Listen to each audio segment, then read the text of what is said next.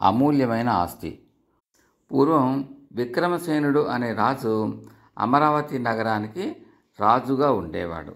ఆయన తన చుట్టూ ఉండే అధికారులపైన కొంచెం కూడా ఆదరణ చూపించేవాడు కాదు.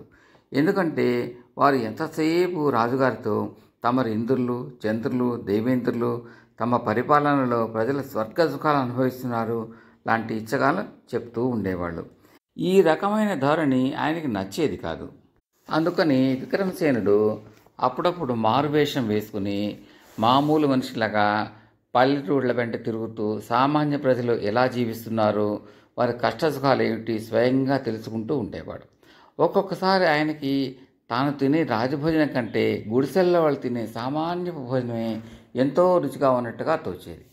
ఒకనాడు విక్రమసేనుడు మారువేషంలో ఒక అడవి మధ్యగా వెళ్తూ ఉంటే ఎవరో వేణువు ఊదడం వినిపించింది. రాజుగారు ఆ పాట వచ్చిన దిక్కుగా వెళ్ళి చూస్తే ఒక గొర్రెల కాపరి ఆ వేణువు ఊతున్నాడు. వాడికి 16 ఏళ్ళు ఉంటాయి. చింకి బట్టలు కట్టుకున్నా కూడా మనిషి అందంగా ఉన్నాడు. వాడి అందచందాలు చూసి రాజు ఆశ్చర్యపడి వాడు కూడా తనలాగే మారువేషంలో ఉన్న ఏ రాజకుమారుడో అనుకున్నాడు. కానీ ఆయన ఆ కుర్రాడితో సంభాషించిన తర్వాత వాళ్ళ తల్లిదండ్రులు చాలా పేదవారు అని తెలుసుకున్నాడు. ఆ గొర్రెల కాపరి పేరు సాంబుడు. వాడు రాజుగారు అడిగిన ప్రశ్నలకి సూటిగా సమాధానం చెప్పాడు. వాటికి కపటంగా మాట్లాడడం అస్సలు తెలియదు. వాడి మాటల్లో అమాయకత్వము, మంచితనము ఉట్టిపడుతున్నాయి. సాంబు, నా వెంట వస్తావా? నీకు మంచి బట్టలిచ్చి భోజనం పెట్టి మంచి ఉద్యోగం ఇప్పిస్తాను అన్నాడు రాజు. సాంబుడు సరే అన్నాడు. అమరావతి నగరం చేరి రాజభవనంలో అడుగు పెట్టాక తనను తెచ్చినది రాజుగారే అని సాంబుడికి తెలియవచ్చింది. రాజుగారికి తనపై అంత అనుగ్రహం కలిగినందుకు వాడు చాలా సంతోషించాడు. సాంబుడి గొర్రెల కాపరి దుస్తులు తీయించేసి రాజోచితమైన దుస్తులు, రత్నాలు పొదిగిన తలపాగా ఇచ్చారు. వాటికి రాయటము, చదవటము, సభలో మసలుకోవటము నేర్పారు. కొద్ది కాలం గడిచాక రాజుగారు సాంబుణ్ణి తన ఖజానాదారుగా వేసుకున్నాడు. అనేక కోట్ల విలువ చేసే ఆ ఖజానాకు అధికారిగా ఉండడానికి సాంబుడి కన్నా నమ్మకస్తుడు మరెవరూ దొరకరు అని రాజుగారు భావించారు. ఈ ఉద్యోగంలో చేరకమునుపు సాంబుడు రాజుగారి అనుమతితో తన గ్రామానికి వెళ్ళి తాను తిరిగిన చోట్లన్నీ మళ్ళీ తిరిగాడు. వేణువు ఊదాడు.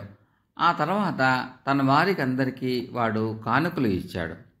రాజుగారి కొలువు ఎలా ఉంది అని తన వారు అడిగితే, మీరు ఈ గ్రామాన్ని వదిలి ఎక్కడికి వెళ్ళకండి, రాజదివాణాలలో అసలే ఉద్యోగాలు చేయకండి, నిజమైన సుఖం ఇక్కడే ఉన్నది అని సలహా ఇచ్చాడు. ఆ తర్వాత వాడు అమరావతికి తిరిగి వెళ్ళి రాజుగారి ఖజానాదారుగా పని ప్రారంభించాడు. ఇలా చాలా కాలం పనిచేశాడు. తర్వాత రాజుగారు చనిపోయారు. రాజుగారి కొడుకు కనకసేనుడు సింహాసనం ఎక్కాడు. రాజుగారి అధికారులలో చాలామందికి సాంబుడు అంటే పడేది కాదు. ఎందుకంటే చనిపోయిన రాజుగారు వాణ్ణి తమకన్నా ఎక్కువ ఆదరంతో చూసేవారు. ఇప్పుడు ఈ అధికారులందరూ కొత్త రాజు చుట్టూ చేరి, మహారాజా, మీ నాన్నగారి అండన చేరి సాంబుడు మీ ఖజానా కొల్లగొట్టేశాడు, వాడిని ఒక కట్ట కనిపెట్టడం మంచిది అన్నారు. తన అధికారులు తన క్షేమం కోరి ఏదైనా చెప్తే రాజైన వాడు వినకుండా ఎలా ఉండగలడు? సాంబుడి ద్రోహం బయటపడే ఉపాయం చెప్పండి, అతన్ని శిక్షిస్తాను అన్నాడు కనకసేనుడు. మీ తాతగారి వద్ద రత్నాలు తాపిన పిడిగిల కత్తి ఉండేది, దాన్ని తెచ్చి తమకు చూపమనండి అని కుట్రదారులు రాజుకు సలహా ఇచ్చారు. రాజు సాంబుని పిలిపించి, మా తాతగారి కత్తి మీ ఆధీనంలో ఉన్నదట, దాన్ని ఒకసారి తెచ్చి నాకు చూపించు అన్నాడు. మహారాజా ఆ కత్తిపిడి నుంచి రత్నాలు తీయించి తమ తండ్రి గారు ఆభరణాలు చేయించారు అన్నాడు సాంబుడు. సాంబుడు చెప్పిన మాట నిజమేనని రుజువైంది. ఎందుకంటే సాక్షులు చాలామంది దొరికారు. సాంబుడు నిర్దోషిగా కనిపిస్తున్నాడు అన్నాడు రాజు కుట్రదారులతో. మహాప్రభు, ఖజానాల్లో ఉన్న వస్తువులన్నిటినీ జాబితా వేసి తీసుకురమ్మనండి. పాత జాబితాలతో పోల్చి ఏ వస్తువులు ఉన్నాయో ఏవేవి పోయాయో తెలుసుకోవచ్చు అన్నారు కుట్రదారులు. రాజుగారి ఆజ్ఞ ప్రకారం సాంబుడు తన ఆధీనంలో ఉన్న వస్తువులు అన్నిటినీ జాబితా వేసి తెచ్చాడు. జాబితా సరిచూస్తే వస్తువులు ఏవీ పోయినట్టు కనపడలేదు. వాడు వేసిన జాబితాలోని వస్తువులను తనిఖీ చేయడానికి గాను రాజుగారు సపరివారంగా ఖజానాకి వెళ్ళాడు. ఖజానా చూస్తుంటే రాజుగారికి పరమానందం వేసింది. అందులో వస్తువులు అన్నీ ఎంతో అందంగా అమర్చి ఉన్నాయి.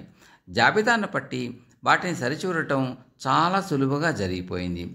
రాజుగారు వెళ్ళిపోవటానికి ముందుగా సాంబుణ్ణి ప్రశంసించబోతూ ఉండగా ఆయన వెంట ఉన్న అధికారులలో ఒకడు ఖజానా గోడలోని చిన్న ఇనపతలుపు చూసి, గోడలో ఏదో సొరుగు ఉన్నట్టుంది, అందులో ఏమున్నదో అన్నాడు.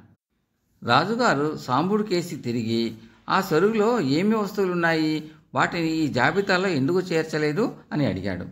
మహారాజా మన్నించండి, ఆ సొరుగులో ఉన్నది అమూల్యమైన నా సొంత ఆస్తి, అందుచేత దానిని మీ జాబితాలలో చేర్చలేదు అని అన్నాడు సాంబుడు. ఈ మాటలు వినగానే కుట్రదారులు సాంబుడి గురించి చెప్పిన చాడీలు అన్నీ రుజువైనట్టే అని రాజుగారికి అనిపించింది. ఆయన కోపంతో, ముందు ఆ సొరుగు తలుపు తెరు అన్నాడు. సాంబుడు ఇనప తలుపు తెరిచాడు. దాని వెనక గోడలో ఉన్న సొరుగులో ఒక గొర్రెల కాపరి కంబళి, పాత చెప్పులు, ఒక వేణువు మాత్రమే కనిపించాయి. రాజుగారు నిర్ఘాంతపోయి, ఇదేనా నీ అమూల్యమైన ఆస్తి అని అడిగాడు. అవును మహారాజా, నేను మీ తండ్రి గారి కొలువులో చేరకముందు నాకున్న ఆస్తి అదే. కొలువులో చేరాక నా మనసు సుఖం అన్నది ఎరగదు. నేను సుఖపడింది ఆ ఆస్తి ఉన్నంతకాలమే అన్నాడు సాంబుడు. రాజుగారు సాంబుడి మాటలతో మంచి గుణపాఠం నేర్చుకున్నాడు.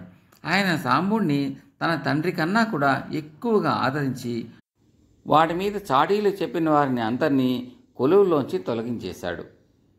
ఆ తర్వాత సాంబుడు ఎంతో కాలం ఎంతో నమ్మకంతో ఆ రాజుగారిని సేవించి తరించాడు. అందరూ సుఖంగా ఉన్నారు. కథ సమాప్తం.